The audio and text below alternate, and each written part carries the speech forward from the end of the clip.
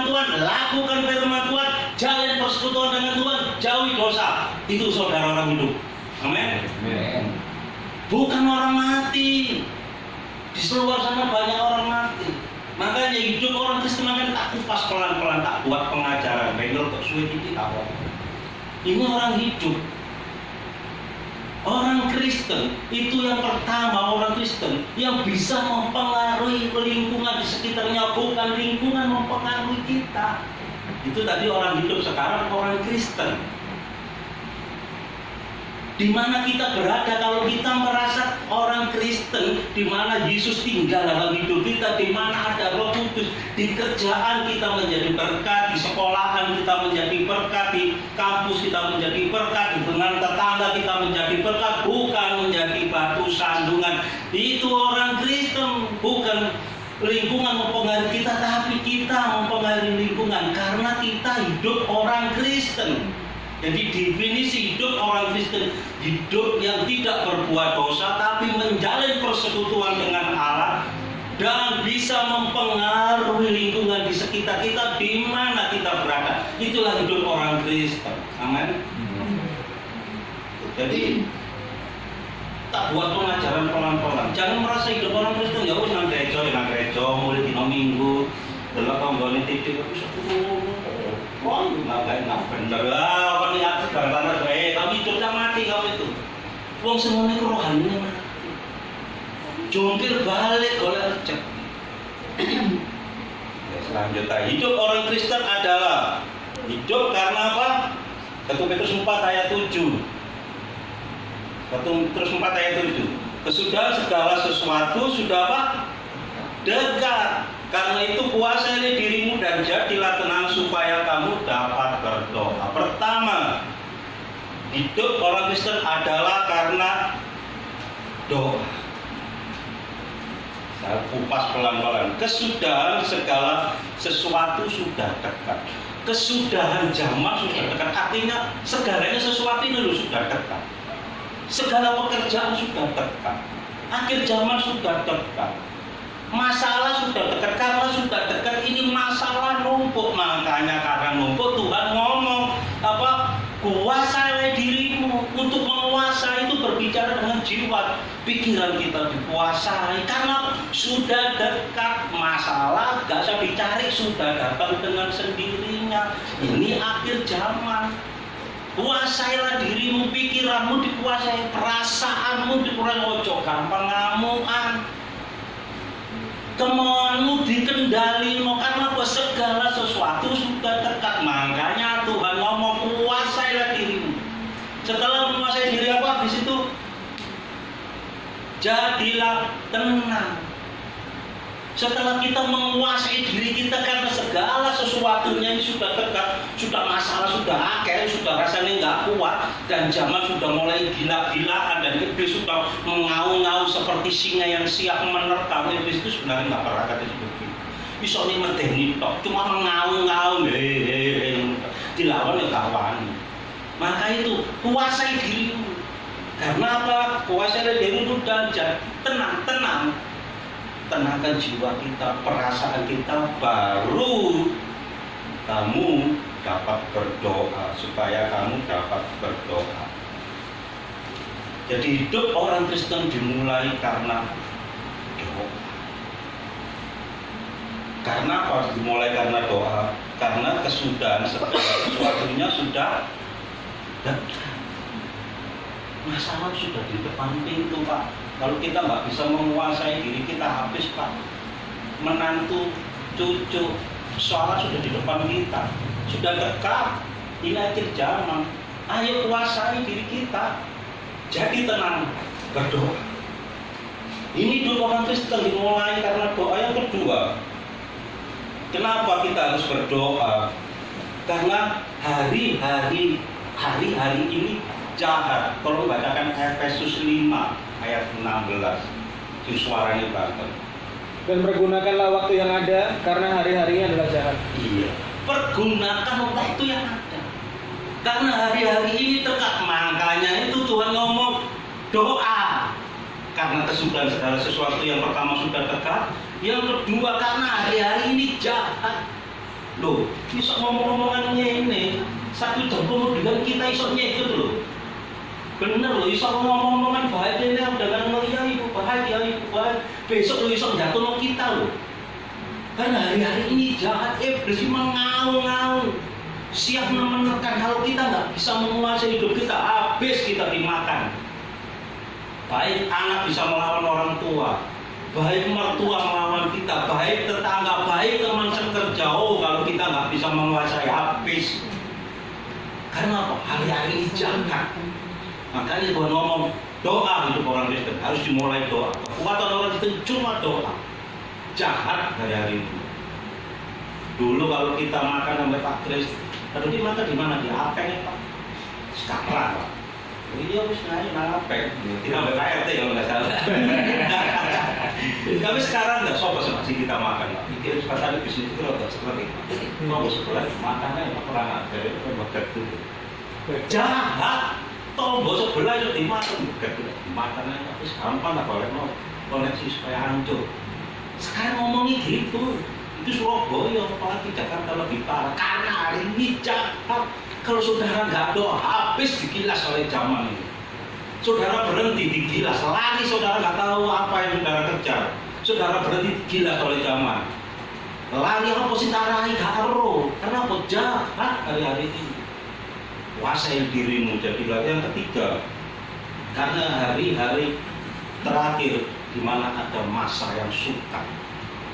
2 Timotius 31 ayat 2 Timotius 3 ayat 1. Wis itu wacon kabeh ayat 10. Tak wacone yang pertama.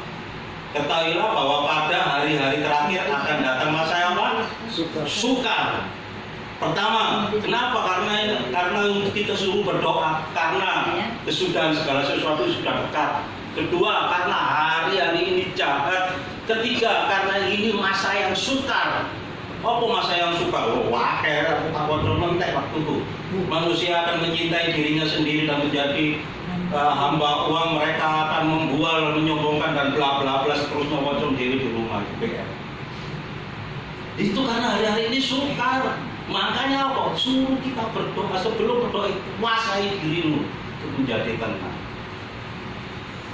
Bu, ibu, kalau hari-hari ini jahat, dimana kalau suamimu pulang dengan satu alasan, kalau engkau marah, ini suami tak marah, tanduk itu enggak ngerti itu jawab apa? Istri ngetro. Tapi di saat hari-hari yang jahat, di saat suamimu pulang malam, gampang doa lo. Tuhan, terima kasih suamiku pulang. Hambamu nggak tahu apa yang dilakukan suami hamba di luar, tapi yang kau tahu Tuhan. Suami mau dekati ngomong, Tuhan walaupun Tuhan tahu, ya kamu ya Tuhan. Doa, penlawan loh, suami tambah lawan. Istri yang mau tekan di mana boleh kerja solo-solo. Arisan tonggo. Papa ini arisan saya kira arisan mana kon lawan dari good. Habis karena hari ini jahat. Doa masuk kuasai diri jadi tenang. Saudara ingat doa tidak selalu membebaskan masalah. Sekali lagi saya ingatkan, doa tidak selalu membebaskan masalah. Wow, materi penantunya tak enak, tarik mulai saya. Ingat, doa tidak selalu membebaskan masalah, tetapi doa memberi kekuatan untuk menghadapi masalah. Dan ingat lagi, Tuhan Yesus tidak harus meneduhkan badai. Ingat, Tuhan Yesus tidak harus meneduhkan badai, tapi Tuhan Yesus meneduhkan hati anak-anaknya untuk menghadapi badai. Itu janji Tuhan. Saya ulangi, doa tidak selalu membebaskan kita dari masalah. Tapi dengan doa kita diberi kekuatan untuk menghadapi masalah. Dan yang kedua, Tuhan Yesus tidak harus meneduhkan badai, tapi meneduhkan hati anak-anak Tuhan untuk menghadapi badai. Badai persoalan, badai rumah tangga, supaya kita kuat menghadapi badai. Yang kedua, hidup orang Kristen. Yang pertama dimulai dari apa? Halo, yang pertama dimulai apa hidup orang Kristen? Doa. Yang kedua, 1 Petrus 4 ayat 8. Tetapi yang terutama kasihlah sungguh-sungguh lain sebab kasih menutupi banyak sekali dosa. Jadi yang kedua, hidup orang Kristen karena mengasihi. Kenapa mengasihi? Karena Allah kita Allah yang kasih, itu 1 Korintus 4 ayat 7 dan seterusnya. Karena Allah kita Allah kasih. Makanya kita diajar untuk mengasihi. Karena hari-hari ini jahat, saya ulangi lagi, saya bacakan. Tetapi yang terutama kasihlah sungguh-sungguh, nggak bujui, nggak pura-pura. Kata sungguh-sungguh itu menunjukkan keseriusan Tuhan Yesus seorang akan yang lain. Sebab kasih menutupi banyak sekali dosa. Jadi hidup orang Kristen pertama dimulai dari doa. Kedua, hidup orang Kristen dimulai dari mengasihi. Kenapa kita mengasihi? Karena Allah kita kasih. Kenapa kita mengasihi? Kasih itu menutupi apa tadi yang keempat? Dosa. Banyak sekali dosa. Saya ulangi lagi, karena kasih menutupi banyak sekali dosa. Seberat apapun pelanggaran suami, kalau engkau memiliki kasih Kristus, engkau bisa mengampuni. Gereja punya aturan. Perceraian ada yang diizinkan. Dan kedua, ada gereja yang mengajarkan tidak boleh bercerai. Dan yang ketiga, boleh asal. Wes nggak ngerti, tapi aku jujur berani mengatakan tidak boleh orang Kristen bercerai apapun alasannya. Loh Pak, itu Pak, kalau berzina gimana? Ada 2 ayat yang menjadi acuan di Markus dan Matius. Ayatnya berkata begini, kalau engkau menceraikan istrimu, kau akan berbuat zina dan dosa. Berarti salah kan menceraikan istrimu. Bagaimana kalau istri yang menceraikan suami? Ayatnya nggak ono, Pak. Berarti boleh dong cerai. Tak kena dipantokan.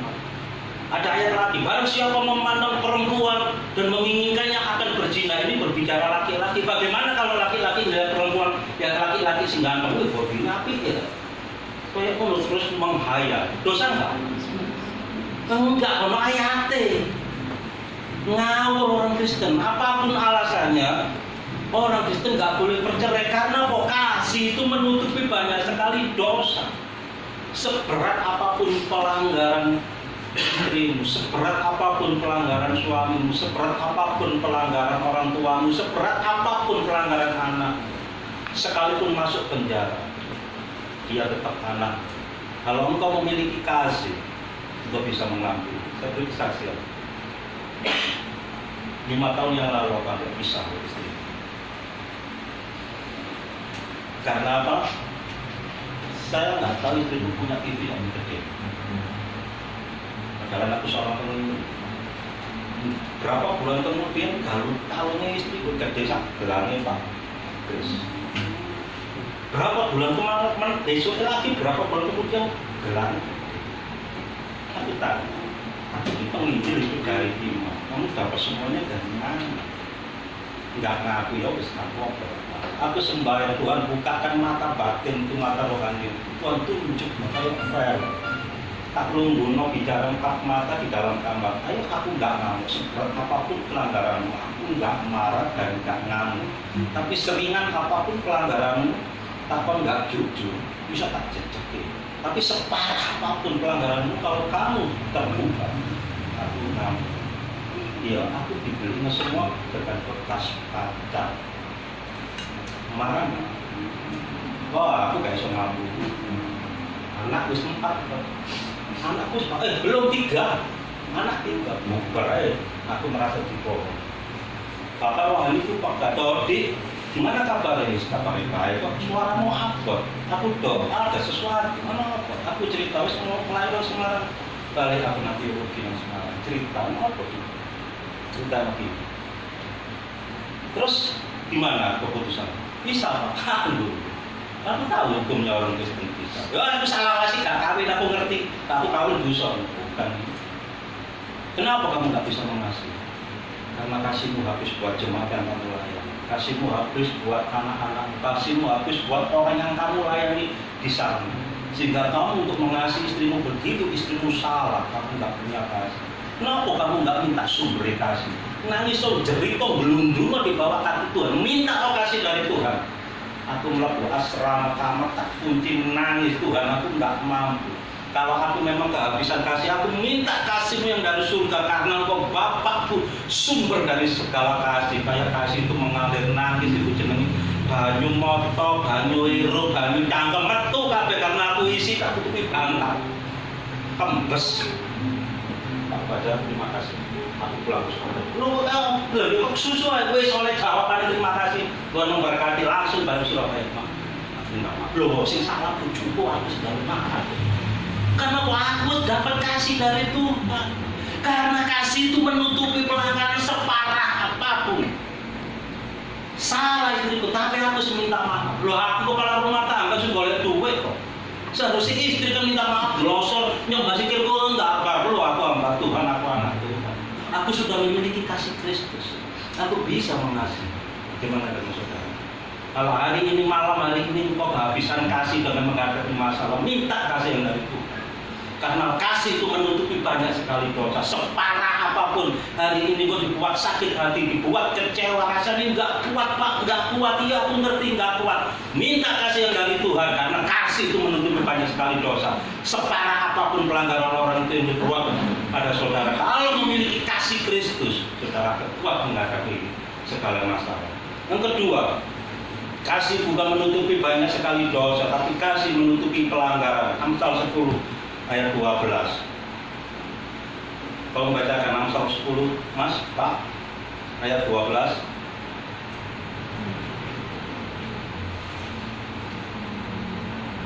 Yuk, ketemu Amsal 10 ayat 12. Ayo. Kebencian menimbulkan pertengkaran, tetapi kasih menutupi segala pelanggaran. Kasih menutupi apa? Pelanggaran. Pelanggaran. Bukan cuma menutupi dosa, pelanggaran seberat apapun. Kalau engkau memiliki kasih Tuhan, engkau bisa menerima pelanggaran, engkau bisa mengampuni. Maka hidup orang Kristen dimulai dari doa, baru kasih. Karena orang Kristen nggak tahu, aku jadi orang Kristen itu kayak opposite, nggak ngerti apa yang harus saya lakukan, apa yang saya perbuat. Orang Kristen ya wis Kristen, karena aku lahir perocot nangis wis haleluya kok. Nah kayak foto anakku. Gak ngerti hidup orang Kristen ya apa kan. Makanya karena ini permulaan PT di tempat ini, saya mau mendewasakan jemaat di tempat ini. Hiduplah orang Kristen yang benar, yang dimulai dari doa, yang kedua dari kasih. Puji akeh. Batu habis tadi mulai sampai 7 sampai tak dapat. Akeh ya Pak. Ini jam 12 sih. Loh ini kan aku sih nggak apa-apa tapi suwe loh gitu. Kita senang. Ya pelan-pelan ini nggak buyon. Yang ketiga, kasih itu bukan cuma menutupi dosa, menutupi pelanggaran. Kasih itu membangun, bukan menjatuhkan. Baru 1 Korintus 4 ayat 8. Kasih itu bukan mengikat, kasih itu mempersatukan. Kayak ayat itu pas satu-satu untuk kita. Jadi intinya yang pertama, kalau engkau merasa orang Kristen, hiduplah dengan dimulai dengan doa. Kedua, milikilah kasih. Kalau engkau hari ini dibuat orang sakit hati, kecewa dan putus asa, minta kasih yang dari Tuhan. Karena Allah kita Allah yang kasih. Yang ketiga, hidup orang Kristen. Yang ketiga, 1 Petrus 4 ayat 9. 1 Petrus 4 ayat 9.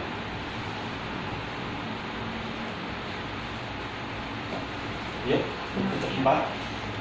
Berilah apa? Berilah kepada seorang yang lain yang tidak bersungguh-sungguh. Iya. Yang ketiga, hidup orang Kristen memberi tumpangan atau menolong orang lain. Ini dilakukan kepada Abraham, Kejadian 18, di mana orang yang suka menolong akan ditolong Tuhan.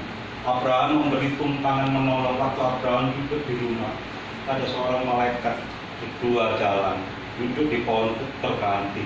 Mas, kata nanti mas, kata melaku mas, sekarang saya mandek kok disini tak masak no, kamu domba sing tambun dibuat no. Ini orang lewat. Tapi Abraham nggak tahu kalau ini mau malaikat. Suruh duduk, suruh ke rumah, dimasak no, dibuat no roti, suruh makan. Wes mulia loh tak habis. Oh kalau Kristen gue yang akhirnya malaikat ngomong, diberkati, engkau akan punya anak. Itu bisa. Sarah di belakang tertawa. Makanya Ishak itu artinya tertawa. Orang yang menolong orang akan ditolong. Pertanyaannya, siapa yang harus kita tolong?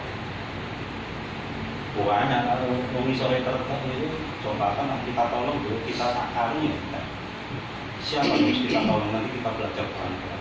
Hidup orang Kristen yang pertama karena dimulai dari doa, karena mengasihi ketiga karena bisa menolong orang, suka menolong orang, suka memberi tumpangan, suka memiliki hati yang hancur.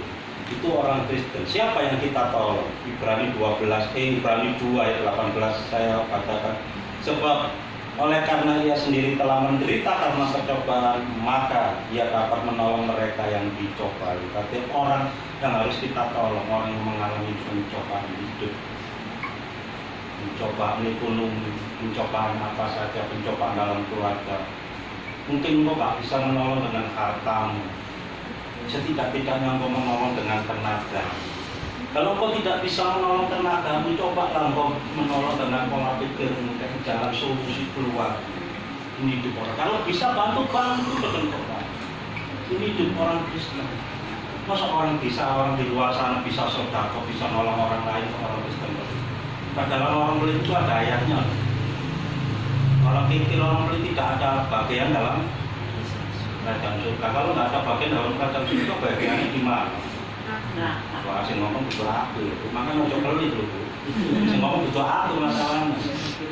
Makanya orang Kristen pelit, bagiannya di neraka, nggak ada bagian dalam kerajaan surga. Maka ini firman Tuhan, kalau engkau merasa orang Kristen, ya menolong, ya beri tumpangan kepada orang lain, walaupun nggak menolong dengan uang, keuangan banyak, tapi kadang-kadang orang Kristen sendiri tak ditolong, jaga no.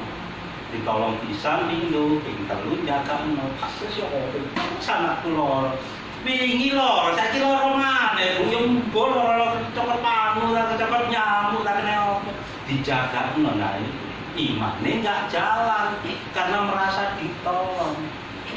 Nah, itu ono khotbah dewe, khusus untuk khotbah ya, sing kaya. Intinya kalau kita menolong, tolong aja. Pertama lagi. Ribut masalah perpuluhan. Wah, enak itu deh, kalau itu sudah dibayar perpuluhan, gue dia balongnya nih, tak kon bayar perpuluhan, bahwa itu kan cek OPT, bayar itu disuap pendekol nih, baju untel-untel, pas itu kalau kerupuk itu terserah. Yang penting kamu memberi buku pendekol untuk Tuhan, bahwa itu pendekol ini digawe apa terserah. Yung tak wis kayaknya, ya wis kayaknya lah, kan mau ngocok dewe pikirannya macam-macam. Alah, ya itu repot, ternyata orang Kristen itu seperti itu. Yang kedua, siapa saja yang kita tolong? Orang-orang yang mengalami pencobaan. Ayub 5 ayat 11. Yang kedua, siapa saja yang perlu kita tolong? Karena hidup orang Kristen itu suka menolong. Dia menempatkan orang-orang hina pada derajat yang tinggi, dan orang yang berduka cita mendapat pertolongan yang kuat. Berarti yang kedua, siapa yang kita tolong? Orang yang terhina atau orang yang berduka cita. Jadi orang yang terhina, orang yang miskin, orang yang berduka cita, yang terhina hidupnya, nggak dipandang dengan masyarakat. Orang yang berduka cita karena ditinggal keluarganya, itu saudara bisa menolong mereka. Bisa nggak? Jangan jadi egois lah Kristen. Yang ketiga, gini saudara, orang yang terhina atau orang yang termiskin. Orang yang terhina karena masa lalunya, orang yang terhina karena perbuatan buruknya. Tolong mengasihi mereka. Dan yang ketiga, anak-anak yatim. Banyak di sekitar kita orang-orang ini. Suatu saat di gereja GSJ di mana saya melayani, ada retreat. Setelah retreat, ini ada pemuda pulang dari anak-anak itu. Ya anak sempat kaku. Kedua, tetanggaku sebelahnya orang Kristen. Kok nggak punya juga pas-pasan itu. Boleh retreat di batu kena dini. Terus muntah-muntah. Tau nggak ngomong enak. Wah, Rondino nggak boleh matang ini muntah-muntah. Kata-kata matang di desa banter beritanya. Rondino ekspor nggak boleh matang. Boyo tapi matang. Sampai nggak tahan orang ini keluar dari rumah hanya karena kata matang dari satu orang. Nggak, ini terhina. Tak kau mau ngaku Sing ditawani wek bojoku, aku langsung ngomong. Aku ngomong, tampungan nang omah. Tampungan. Wong kok dadi bahan omongan wis siap dadi omongan. Wah, rong dino pendeta, rong dino lampung, wong mateng, wong rusak ditampung, wong terhina. Iku hakku. Sing mesti pasti sing ngeteni kan itu aki iki lho masuk angin pulang dari batu. Waduh, berita itu. Sampai kayak gitu. Nah, orang-orang gini orang terus dibuang. Tolongan, tak iso nampung kasih jalan keluar. Belon. Saya merasa terhina pelayanan di Rengas Dengklok. Saya ini wakil gembala dari GKPD, ini orang GKPD, Gereja Kristen Perjanjian Baru. Waktu itu ketua sinodenya Pak Bambang Wijaya dan ketua misinya Pak Thomas. Saya melayani di Kerawang, tapi gereja itu aslinya di Rengas Dengklok. Gara-gara cuma doa malam, kalau doa pagi atau doa malam, ini doa pagi, ini ada pekerja, lagi kumpul ada 7 orang. Memang pasar jauh, tapi disiapkan mobil motor. Begitu hijau lewat, belanja, enak doa belanja, malu lulung gimana. Aku ngomong apapun yang terjadi, nggak peduli bom meledak, nggak peduli si orang di sana bawa senjata. Kalau kita lagi menyembah, nggak senang dalam penyembahan ini ditinggal. Aku ngomong berulang kali sama orang ini, pancet aja. Aku ngerti pasar jauh loh, tapi ada mobil. Bensin habis gereja yang ganti, ada motor. Enak ya ada orang lain. Tahu di Jawa kan orang belanja itu berhenti belanja. Balik doa mana? Tak tegur dengan kasih nggak kena. Aku sempat muntah marah. Oh, kamu Kristen model apa tadi? Dilapor dengan pusat Jakarta DKPD. Waduh.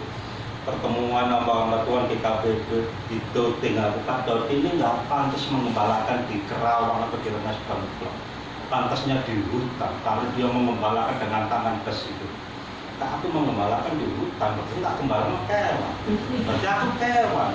Nah, ini nyakul meja itu untuk gemetar gitu. Tuhan beri aku pedang sejahtera untuk keluarga kakak. Tak sambut pendeta itu nggak mencoba bubar orang itu. Aku orang keras, aku belum masuk penjara.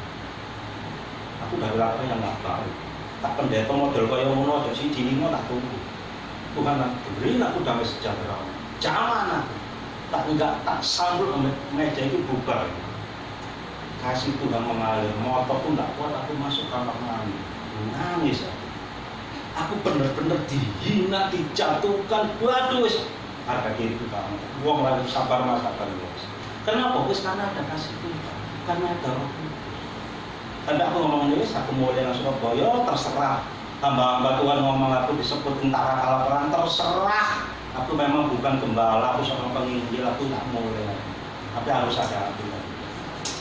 Dan benar, aku ditolong. Dari situ saya ngerti firman Tuhan. Oh ternyata ada ayatnya.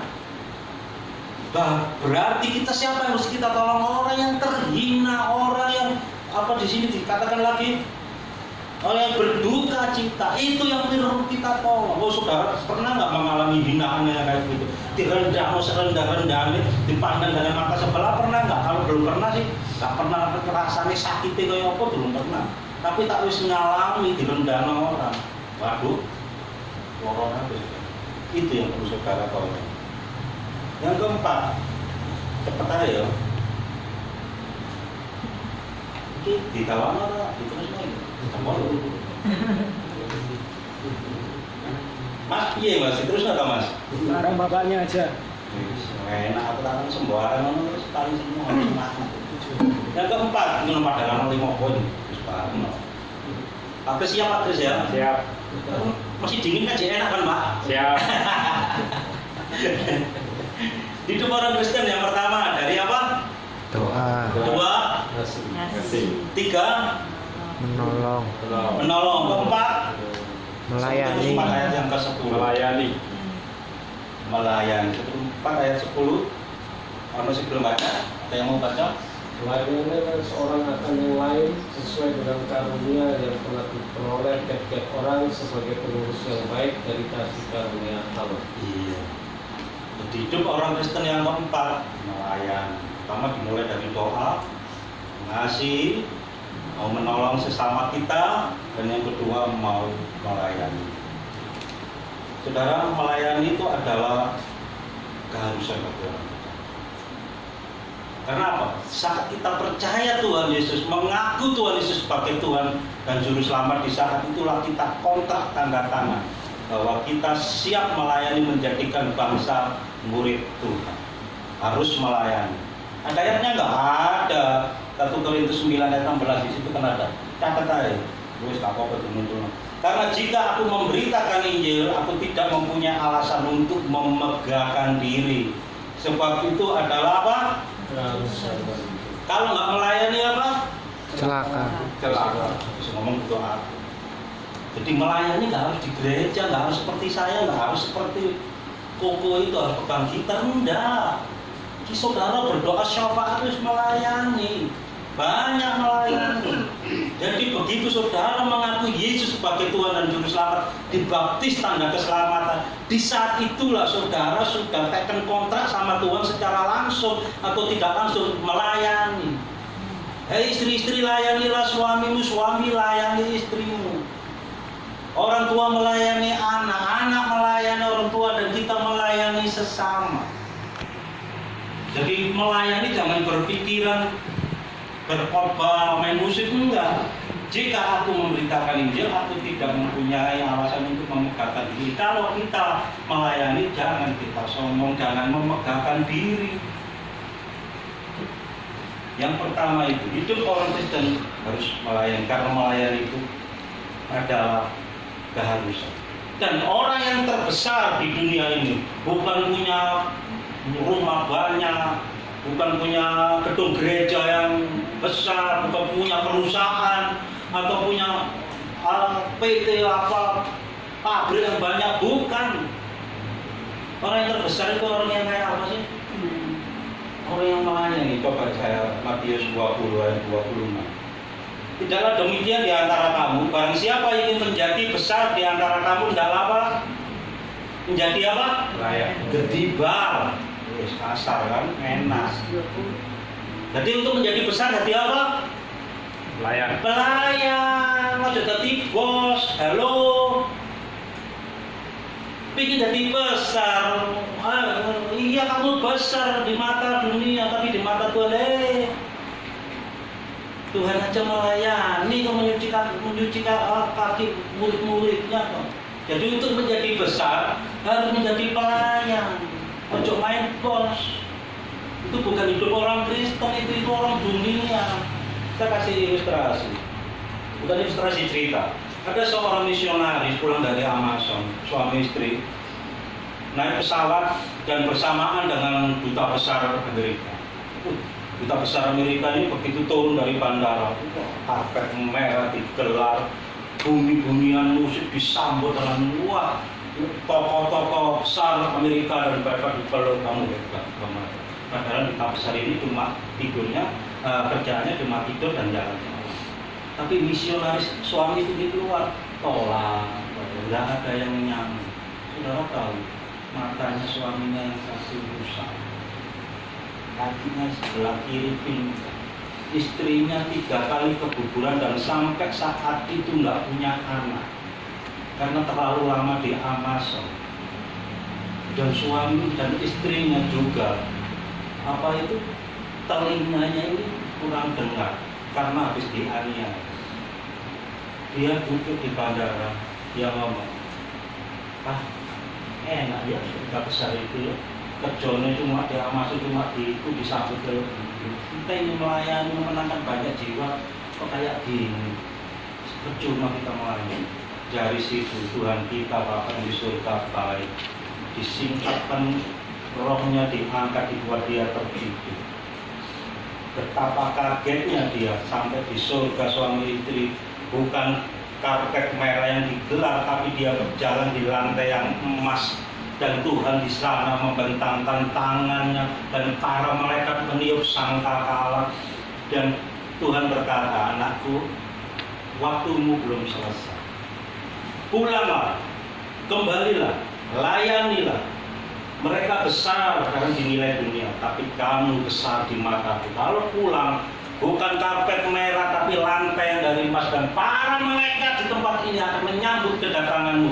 Engkau besar di mataku.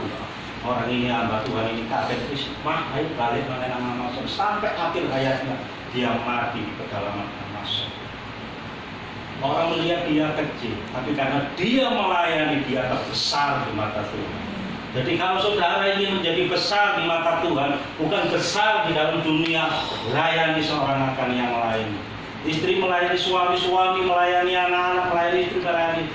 Sekali lagi, melayani bukan harus dengan seperti saya khotbah atau main musik. Melayani banyak hal. Berdoa sahabat melayani, terima tamu melayani, banyak hal. Jadi hidup orang Kristen dimulai kalau ini menjadi besar harus melayani. Bila kita melayani, kalau kita melayani, kita siap menjadi tumbal, siap mati karena Kristus. Saya punya kawan hamba Tuhan, praktek di daerah Mentawai, namanya Evangelis Darno. Dia 3 hari nggak ketemu, dia penginjilannya lewat tepi laut. Ketemu itu ditemukan seorang nelayan di dalam karung, dan karung itu dikasihin batu. Dan badannya hancur, cuma kartu penginjilan di Yayasan Patraya ditemukan. Nggak ada lagi ini namanya ada tusukan pakai di sini. Dia mati sebagai nasihat. Dan saya masih ingat waktu di Kalimantan Barat, yang saya layani adalah ada. Ini yang saya layani mayoritas orang-orang Katolik semua. Nggak tahu caranya gimana, karena saya orang karismatik, katanya saya membawa ajaran sesat. Karena ada penyembahan itu, penyembahan setan. Mereka nggak suka dengan arti kata saya berusir dari dusun itu. Dusun itu kalau dari Malaysia bawa motor cuma 1 jam. Setelah ibadah doa malam seperti ini, jemaat ngomong, oh jangan pulang dulu, tidur di tempat ini. Oh nggak bisa, ini hari Sabtu, besok Minggu saya harus khotbah, nggak bisa. Oh tapi di kebun jagung mereka sudah bawa pendungan dan parang siap bandel. Saya nggak bawa Alkitab, perjanjian lama dan perjanjian baru saya tulis. Saya menginjil sama dengan daftar untuk mati. Saya siap dibantai, saya siap mati bagi Kristus. Kalau saya harus mati di tempat itu dan tempat itu dimenangkan untuk Kristus, saya siap. Tak tunjuk Alkitab itu loh. Mulai aku menjadi orang Kristen, saya siap dibantai, jemaat yang bisa apa-apa. Tapi apa saya takut? Takut manusiawi. Jujur begitu saya jalan, saya orang karena lidah saya. Mereka kentung, enggak, mereka terbisu. Saya jalan karunia lidah terus sampai angkot lewat, saya numpang angkot, tambah angkot sudah jalan. Belum ini Sabtu yang masuk mana? Ya bukti ini sampai saat ini saya ada. Temanku yang di Sambas, namanya David Tisno orang Bandung, sampai beol kata. Karena apa? Karena melayani Tuhan, orang ini sampai beol kata, racun pun nggak mati. Inilah orang yang melayani Tuhan. Jadi kalau kita melayani Tuhan, orang yang terbesar, jadi siap menjadi tumbal. Yang terakhir, hidup orang Kristen. Itu Petrus 4 ayat yang ke-11 dan ke-5. Hidup yang menjaga apa? Perkataannya. Sudah ketemu? Itu Petrus 4 ayat 11, sorry. Jika ada orang berbicara, hendaklah ia berbicara sebagai orang yang menyampaikan firman Allah. Jika ada orang yang melayani, hendaklah ia melayaninya dengan kekuatan yang dianugerahkan Allah, supaya Allah dimuliakan dalam segala sesuatu karena Yesus Kristus. Itulah yang mempunyai kemuliaan dan kuasa sampai selama-lamanya. Amin. Jadi yang terakhir, hidup orang Kristen, hidup yang bisa menjaga perkataannya. Perkataannya harus bisa membangun seperti orang menyampaikan firman Tuhan, bukan perkataan kotor, bukan perkataan menghujat, bukan perkataan mengutuk, tapi perkataannya membangun. Karena apa? Orang yang menjaga perkataannya adalah orang yang sempurna, yang dapat mengendalikan seluruh tubuhnya. Ini di Yakobus 3 ayat 4. Dari perkataan kita dapat memuji Tuhan. Dari perkataan kita dapat keluar berkat dan tubuh. Saudara, yang terakhir, hindari omongan atau perkataan yang sia-sia. Karena apa? Paul 2 Timotius mas, ayat 2 ayat 16.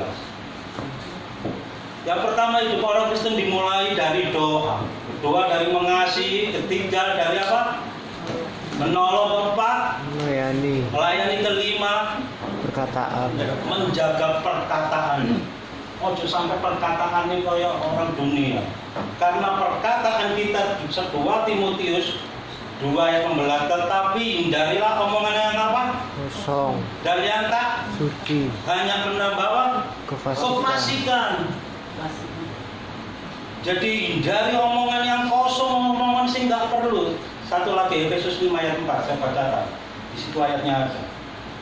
Efesus 5 ayat 4. Demikian juga perkataan kotor, yang kosong atau yang sembrono karena hal-hal yang tidak pantas, tetapi sebaliknya ucapkanlah syukur. Karena apa? Karena dari perkataanmu akan dipertanggungjawabkan pada hari penghakiman. Baik-baik.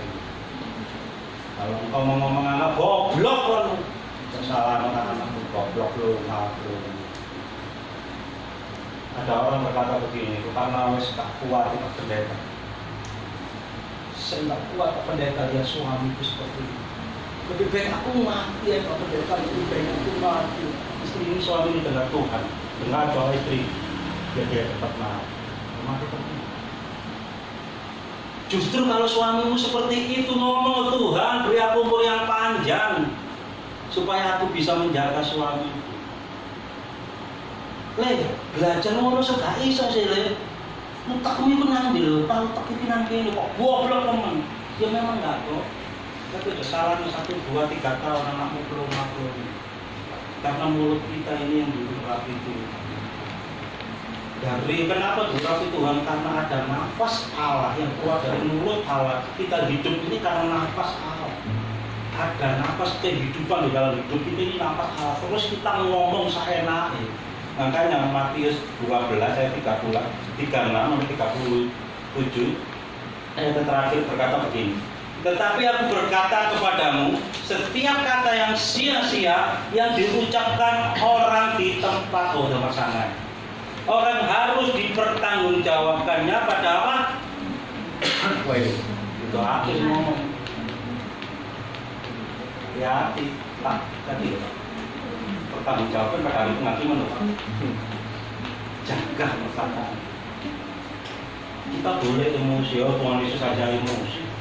Tapi perkataan yang sia-sia, perkataan yang menghukum, perkataan yang menghujat, perkataan yang menghakimi, perkataan yang menjatuhkan orang. Oh, saudara hari ini bisa menang dan bebas, tapi ingat akan dipertanggungjawabkan pada hari penghakiman.